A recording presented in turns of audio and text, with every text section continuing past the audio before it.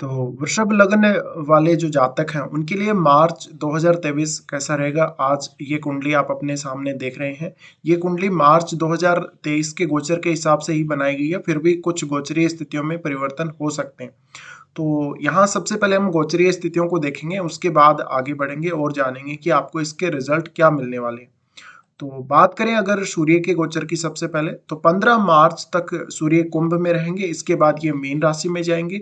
बुध की जहां तक बात है 16 मार्च से ये मीन राशि में प्रवेश करेंगे, जहां ये नीच के हो जाते हैं और 31 मार्च को मेष राशि में प्रवेश कर जाएंगे।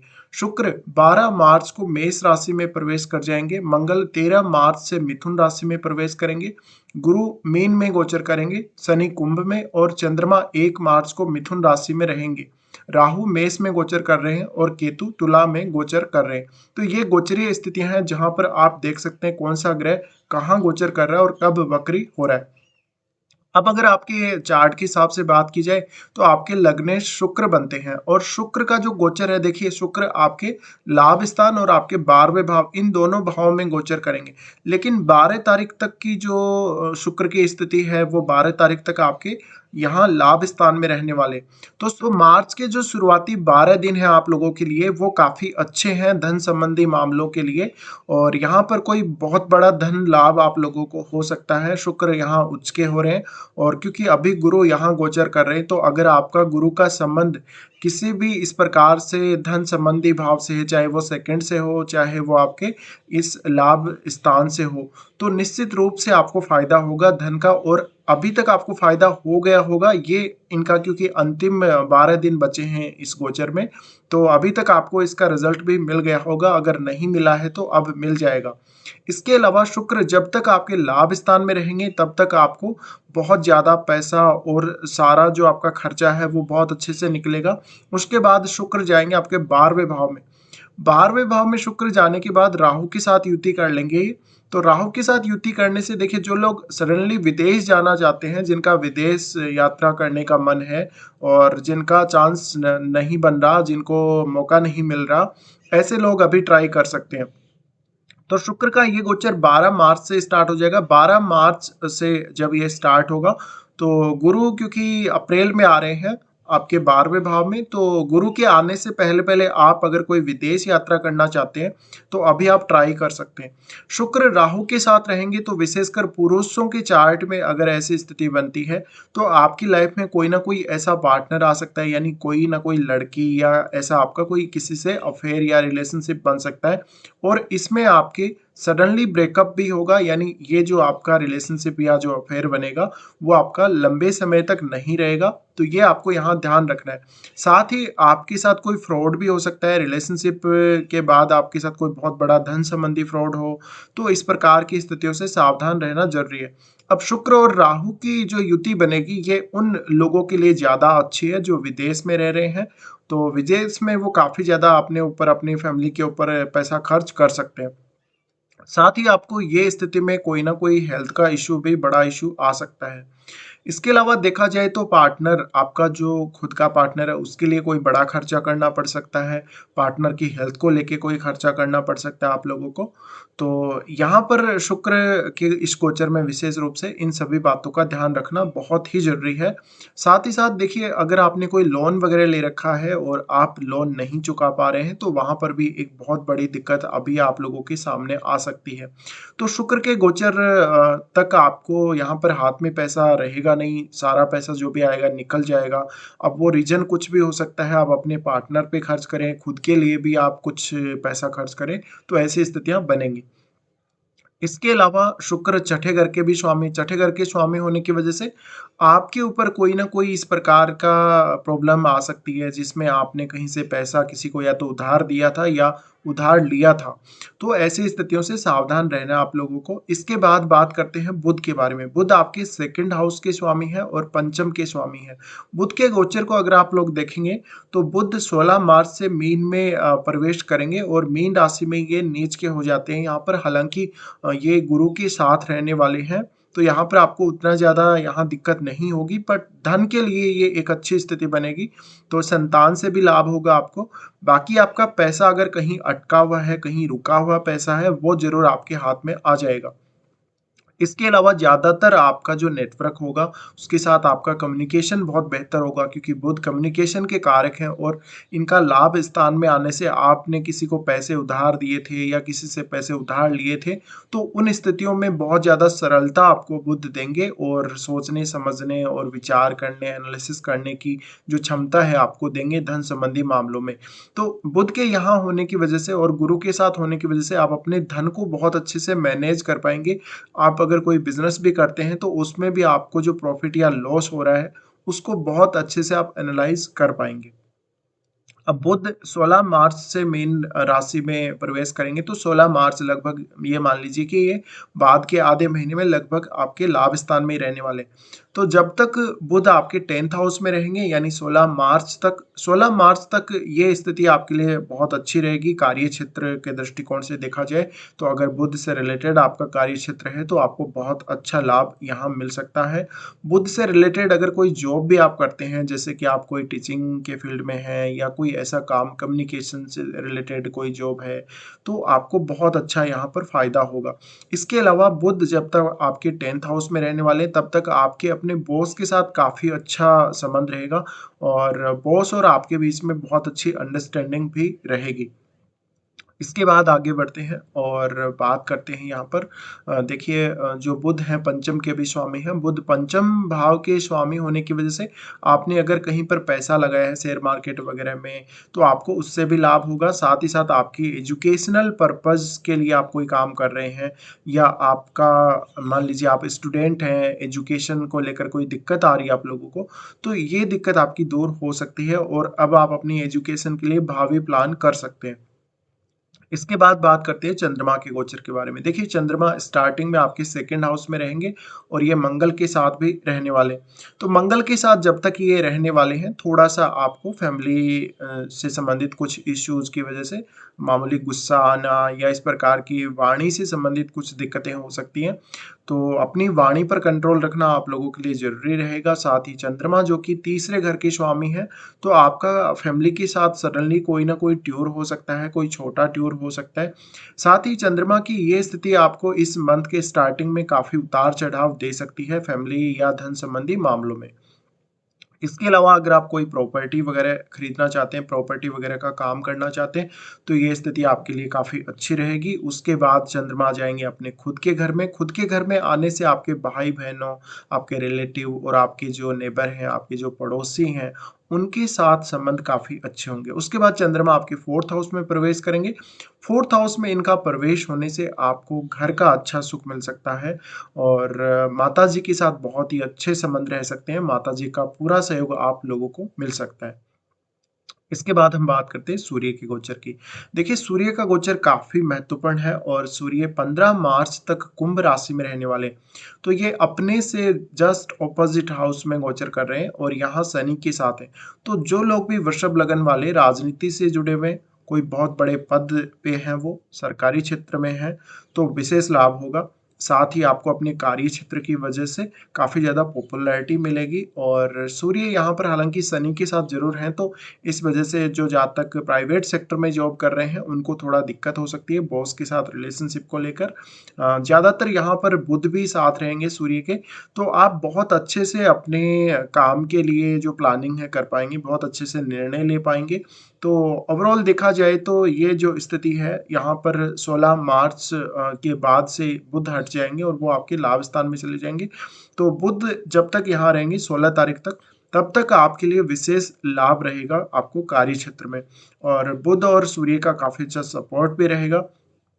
तो इसमें सामाजिक प्रतिष्ठा बढ़ना, आपको प्रमोशन वगैरह मिलना और जो लोग अभी जॉब के लिए ट्राई कर रहे हैं, उनको नई जॉब मिलना, ये सब पॉसिबल हो सकता है। तो अगर आपका वृषभ लगन है और आप जॉब के लिए ट्राई कर रहे हैं, तो इस महीने में आप विशेष ध्यान ज़रूर दें। इसके बाद सूर्य जा रहे हैं आपके लाभ स्थान में। सूर्य इसके बाद 15 मार्च के बाद प्रवेश करेंगे मीन राशि में। तो ये भी एक बहुत अच्छी स्थिति बनेगी। आपका घर से संबंधित कोई काम है, परिवार से संबंधित कोई भी कार्य है, धन संबंधी है, तो वो बनेगा। साथ ही साथ आपको कोई बहुत अच्छा लाभ हो सकता है और देखा जाए तो आपके कुछ संपर्कों की वजह से, आपके कुछ अच्छे लोगों या प्रभावशाली लोगों के साथ आपके कनेक्शन की वजह से आपको कोई विशेष लाभ मिलेगा।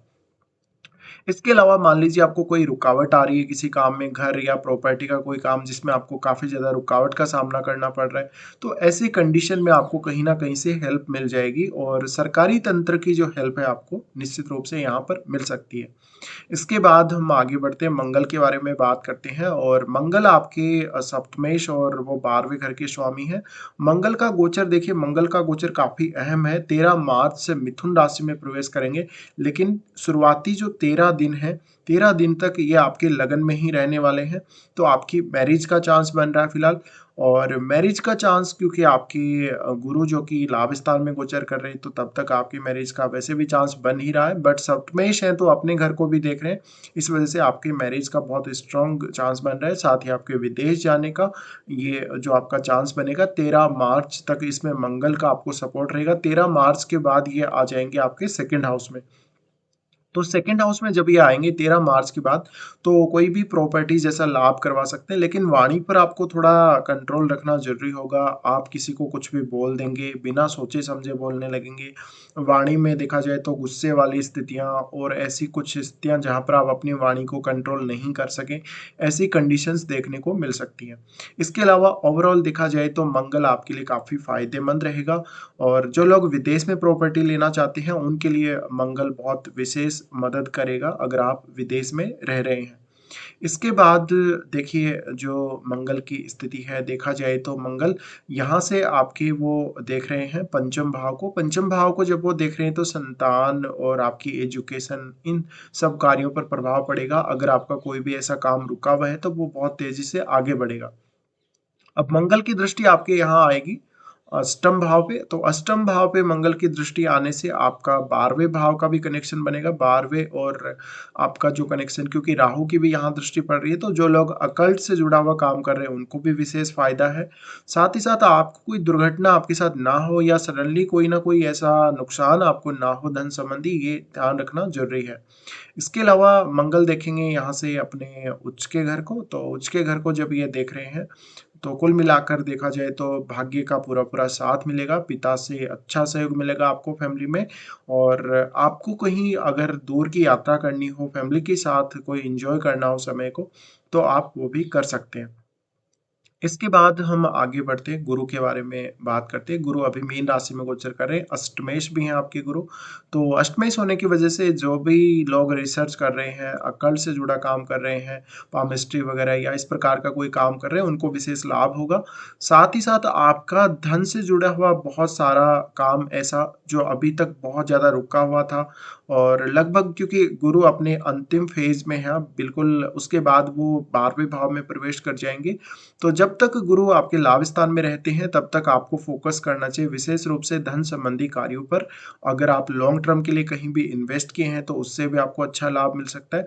साथ ही साथ ये गुरु आपको बहुत अच्छी हेल्प करेंगे कम्युनिकेशन में भी, और कम्युनिकेशन में आपको इसलिए हेल्प करेंगे क्योंकि इनका जो एस्पेक्ट है वो आपके थर्ड हाउस पे भी है और थर्ड हाउस में इनकी उच्च की राशि है।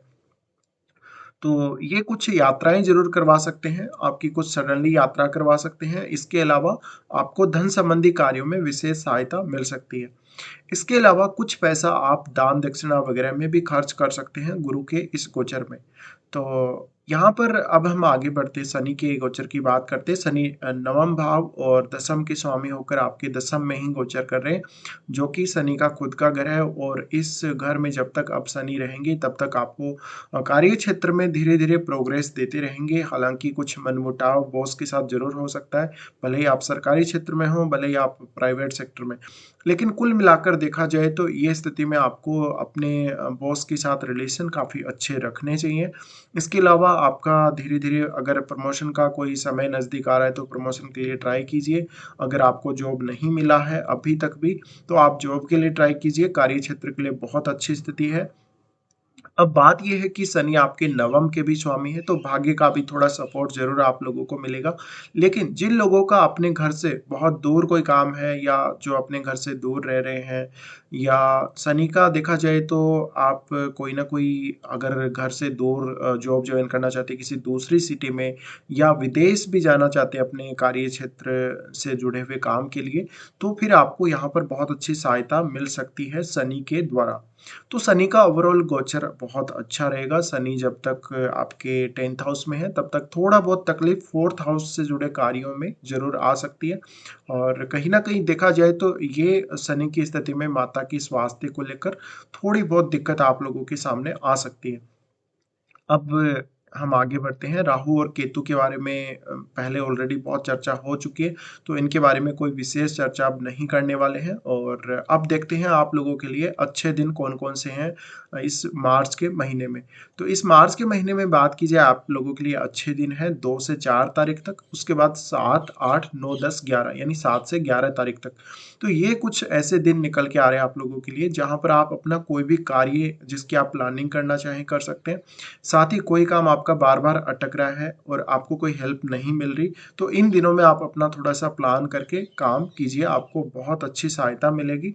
इसके बाद आगे बढ़ते हैं, कुछ खराब दिन जो आपके लिए खराब साबित हो सकते हैं, उनकी अगर बात करें तो जब लिब्रा में गोचर करेंगे चंद्रमा, तो 15, 16 और 17 तारीख को अगर किसी को पैसा उधार दिया तो दिक्कत आ सकती है। कार्य क्षेत्र को लेकर थोड़ी बहुत समस्या आ सकती है, कार्यस्थल पर आपके खिलाफ कुछ लोग हो सकते हैं। तो 15, 16 और 17 तारीख का समय आपकी हेल्थ के लिए भी उतना अच्छा नहीं होगा और थोड़ा-सा माइंड है वो स्टेबल नहीं होगा इन 3 दिनों में और अपने डेली रूटीन को भी थोड़ा-सा फ़ोकस में ज़रूर रखिए। उसके बाद चंद्रमा धनु में जब प्रवेश करेंगे 19 और 20 तारीख को, तो अगर आप बहुत ज़्यादा कोई ऐसा काम कर रहे हैं, रिसर्च जैसा काम कर रहे हैं, तो मानसिक तनाव थोड़ा-सा बढ़ सकता है, बाकी कोई विशेष समस्या नहीं होगी। 19 और 20 तारीख को आपको धन संबंधी लाभ अचानक से हो सकता है। उसके बाद चंद्रमा जब एरीज में गोचर करेंगे 1 तारीख और 27, 28 और 29 तारीख। तो ये थोड़ा-सा प्रॉब्लमैटिक समय हो सकता है। ये 4 दिन ऐसे हैं जिनमें कोई भी आपने अगर डिसीज़न लिया, कोई बहुत बड़ा डिसीज़न लेने की प्लानिंग है, तो इन 4 दिनों में अपना काम अवॉइड कर सकते हैं आप। थोड़ा-सा ब्रेक ले सकते हैं और इन दिनों के अलावा और जो दिन हैं, कुछ अच्छे दिन जो इस मंथ के हैं, उनमें आप अपना प्लानिंग कर सकते हो। इसके अलावा हेल्थ को लेकर कुछ दिक्कतें आ सकती हैं इन 4 दिनों में और सडनली आपकी कोई बहुत लंबी यात्रा होगी जिसकी आपको बहुत ज़्यादा नीड नहीं होगी और लेकिन उसका कोई विशेष फ़ायदा भी आप लोगों को नहीं होगा। तो ये ऐसी कुछ स्थितियाँ हैं जहाँ पर आपको कुछ प्रॉब्लम्स आ सकती हैं इस मंथ में। तो फिलहाल ये वीडियो देखने के लिए आप लोगों को धन्यवाद।